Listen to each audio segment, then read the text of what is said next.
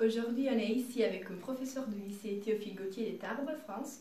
Bonjour Madame Frances. Bonjour. Vous êtes professeur de quoi? D'anglais. Et très bien. Comment il est organisé le lycée? Il a des filières et des matières qu'on peut choisir? Alors la seconde est une seconde dite générale, c'est-à-dire que les élèves peuvent avoir accès à toutes les options qu'ils souhaitent pour pouvoir ensuite déterminer leur matière de prédilection pour leur future filière. Et ensuite en première et terminale, ils se décident sur l'orientation plutôt scientifique, littéraire ou économique et sociale. D'accord. Et les choix peuvent être faits chaque année ou juste au début de la première année du lycée? À la fin de la première année du lycée, donc à la fin de la seconde. Ce dont je vous parle, c'est donc la dernière année pour les premières qui vont passer leur baccalauréat l'an prochain. À partir du baccalauréat 2021, le système du lycée et des options va être complètement différent. Et les filières traditionnelles, scientifiques, littéraires, économiques et sociales n'existeront plus telles qu'on les connaît actuellement. D'accord, merci. Et chaque année, est-il possible d'échanger les classes et les professeurs? Au sein même de l'année scolaire? Chaque année, oui. Chaque année, à la fin de chaque année, oui, tout à fait. Il y a des passerelles possibles entre les différentes filières pour pouvoir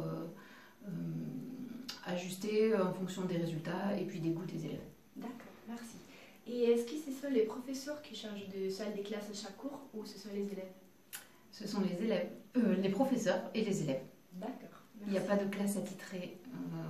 Il y a des salles spécifiques pour les sections scientifiques parce qu'ils ont besoin de matériel par rapport au TP, donc les travaux pratiques qu'ils peuvent faire en biologie, sciences et vie de la Terre, physique. Ils ont besoin d'un matériel spécifique, donc ils ont des salles attitrées. D'accord. Et la journée scolaire dure combien de temps? En moyenne, on va dire 6 heures, 7 heures, de 8 heures à midi et de 13 ou 14 heures à 17 ou 18 heures pour les élèves. D'accord. Pour les enseignants? Mais en général, Et pour les enseignants, c'est 18 heures par semaine, souvent plutôt autour de 20 heures. D'accord, merci. Et suivre les cours du lycée est un choix qu'on fait juste après le collège.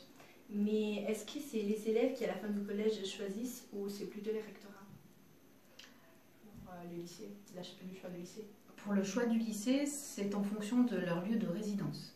D'accord. Ils doivent ensuite s'orienter vers le lycée de secteur. Merci.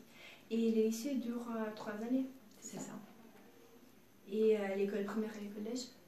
L'école primaire, depuis 6 ans, qui est obligatoire, l'âge de 6 ans, dure 4 ans. CE1, CE2, CM1, CM2, 5 ans. 5 ans. Le collège, 4 ans. Et le lycée, 3 ans. D'accord. Et à la fin du cycle du lycée, il y a un examen? Le baccalauréat. Et il est organisé comment? Qui est organisé nationalement. Donc il s'agit d'une semaine d'épreuves en juin, qui ensuite a un système de correction aussi anonyme et national. D'accord. Et les élèves obtiennent ensuite leur baccalauréat à partir d'une moyenne sur toutes les disciplines qu'ils auront passées. Il y a un peu de contrôle continu aussi. Les 2 épreuves que les élèves passent en première comptent pour l'obtention du baccalauréat. Et puis certaines matières comme les langues sont aussi évaluées au cours d'année par 2 épreuves d'oral. D'accord, merci. Et est-ce que l'année scolaire est divisée en trimestres? Oui. D'accord. Et y a-t-il des vacances pendant la période scolaire? Oui. L'année est coupée par 4 périodes de congés, de 15 jours à peu près chacun. La Toussaint au mois d'octobre, Noël, février, les vacances d'hiver, et puis Pâques. Merci. Et les vacances d'été, les grandes vacances, durent combien de temps? 2 mois. Est-il possible d'effectuer des voyages scolaires pendant la période? Oui, au bon vouloir des enseignants. C'est en fonction des enseignants ou des spécialités que l'on peut suivre. D'accord. Et vous trouvez que les coûts de l'école en France est élevé? Non. L'école est normalement gratuite pour les élèves. Les frais de fonctionnement, effectivement, peuvent représenter un coût pour les familles, entre la cantine, les bus, etc. Mais c'est quand même très, très aidé par la région et par toutes les instances de l'État. Donc pour les familles, il n'y a pas beaucoup de frais, les manuels étant même fournis par la région. D'accord. Donc merci beaucoup pour m'avoir dédié votre temps et pour avoir répondu à mes questions. Je vous souhaite une bonne continuation et une bonne journée. Merci beaucoup, Gaïa.